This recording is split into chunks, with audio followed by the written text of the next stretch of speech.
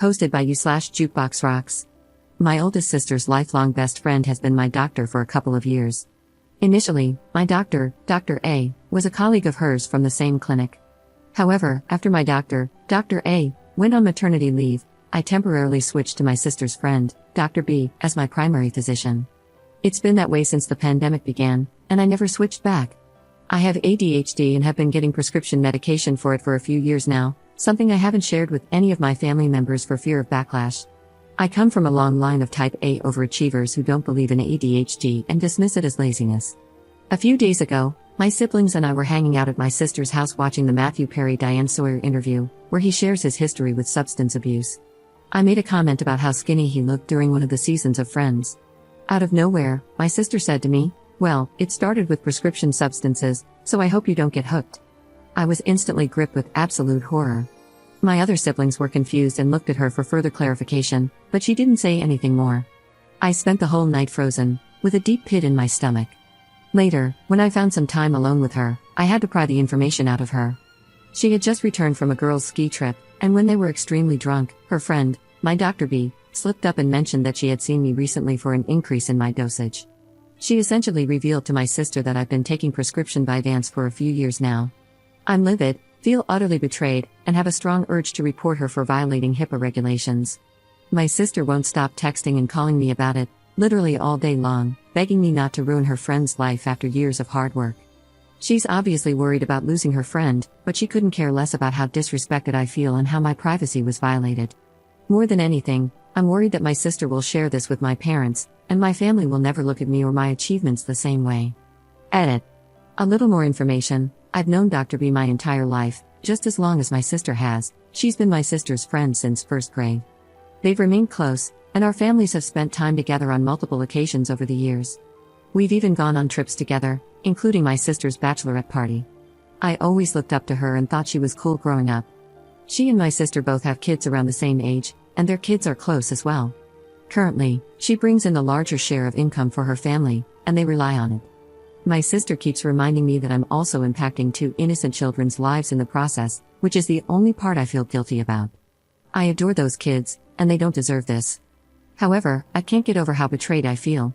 I've always kept a safe distance between personal and professional relationships and would have never chosen her as my doctor if the circumstances hadn't unfolded the way they did. She was the next best doctor and the obvious choice because I wasn't looking to switch clinics during the pandemic. Up on her sister's personality. Dr. B doesn't know that my sister has told me yet. So far, it's just been conversations between my sister and me. She's making it seem like they were so sloppy drunk that it was a slip-up and a complete one-time accident. But I don't understand why that would even come up at all and don't believe that. My older sister flaunting sensitive info about my siblings and me is a tale as old as time. When we were kids, she would hold on to a secret she found out about one of us until the perfect moment, and would thrive on dropping the bombshell to our parents during a road trip or in the middle of a great movie, ruining the entire experience. It was her thing, and I fear she hasn't fully gotten over the habit as an adult. My older sister considers herself our parent too and has always tattled or used stuff as leverage against us. I used to fear her growing up and would hide my journals at my friend's house because she would snoop. She definitely lacks empathy. Update 3 months later. Thank you for all the advice and support on my original post. After reading the feedback, I reached out to a close lawyer friend for advice as well. He, like most of you, agreed that I should report it and do so without informing anyone else.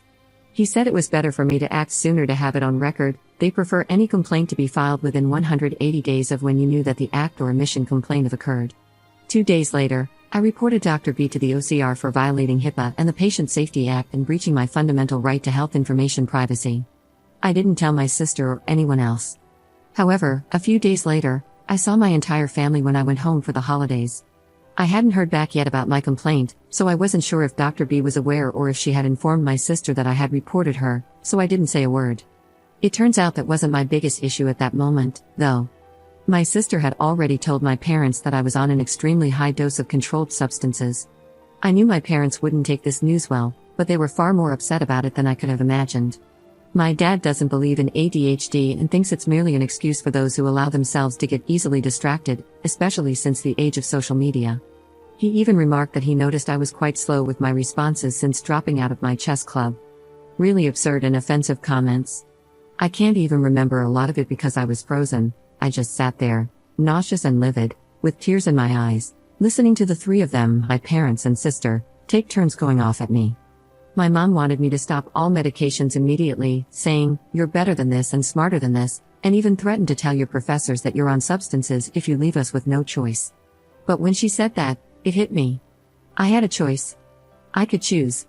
I could choose to never have to deal with this again and to not let them treat me this way anymore. So I did. I chose to say nothing and allowed them to interpret my silence as agreeing and submitting to their ways, as I have done so many times before. Then I went to my room, chose to book a flight, and packed up most of my stuff. My books would need buses of their own to be transported anywhere. The next morning, I chose to call an Uber a few hours before my flight, while they were still asleep, and flew back to my university. I chose me. In January, I found out that Dr. B had prior complaints from patients against her, and my report had opened an investigation, which is currently ongoing. She's been placed on temporary leave until the case is resolved. I can't share more details on that for now, but I will come back and update once it's done. Second update 3 weeks later. I don't know how many of you have actually gone no contact with your family, especially to the extent that I have currently, but I'd love to hear any advice you might have. At this point, I don't have any form of communication with my parents or older sister and haven't since December. The most awful part about this whole situation is my inability to reach out to my young niece and nephew, who I'm so close to. Every year, I receive a Valentine's Day card from them, and this year I got none. It's incredibly lonely, and I wouldn't wish this on anyone. I'm always wondering why they think I haven't called them. As much as I'm growing and healing from this, I'm also dealing with a lot of trauma, and it's rough. Third update 2 weeks later. Thank you to every single person who has commented, reached out via DM, or shared advice with me. My ADHD and current anxiety have me feeling extremely overwhelmed, so please excuse me for not being able to respond to each of you individually. The only thing I can share at the moment is that I am currently working with an attorney well versed in HIPAA violations who is handling the matter on my behalf. We have received a notice regarding the outcome of the investigation from the OCR, which I am not allowed to share yet.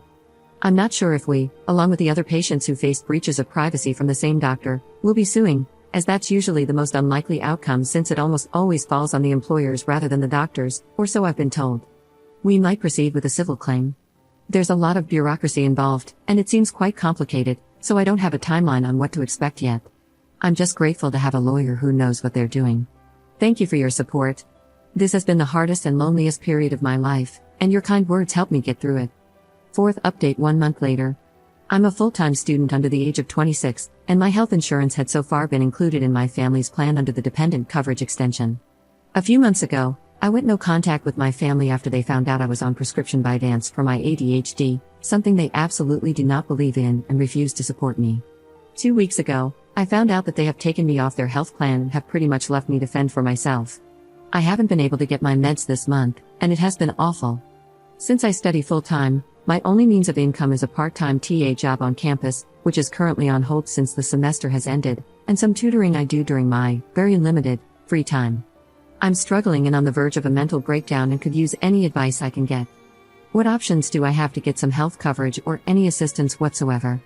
Sorry if this has been hard to read, my eyes fill up with tears anytime I try to type this out. Fifth update 2 weeks later. My final update, farewell and thank you for your support. Hello everyone, I want to express my deepest gratitude to all of you who have reached out, offered advice or a safe space for me to be heard, and provided unwavering support during my time here. Your kindness has been a guiding light during what has been the absolute darkest time of my life.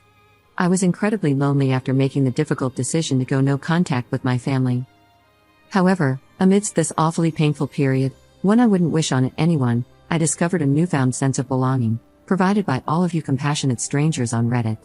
To those of you who were proud of me, I cried a long cry every single time I read those words, and I will carry them with me till the very end. Science is my purpose here. I will rise again and, hopefully, help change this world for the better someday. As I embark on a healing journey, I've decided to take a step back from here. As someone navigating ADHD, I can sometimes become overwhelmed with feedback. Therapy has taught me the importance of focusing on my mental well-being, and given the financial challenges I'm facing and ongoing legal issues, I will be working 2 jobs to make ends meet and afford the healthcare and stability I need while I'm off from school. I cannot express how much your support has meant to me, but at this time, I must prioritize my responsibilities and take care of myself. Till I'm back, I want to leave you with a quote that resonates deeply within me: pass on the kindness of strangers, for they have the power to mend the broken, inspire the lost. From the bottom of my heart, I thank you for becoming the family I needed when I felt most alone. Take care, and may your lives overflow with happiness, love, and success.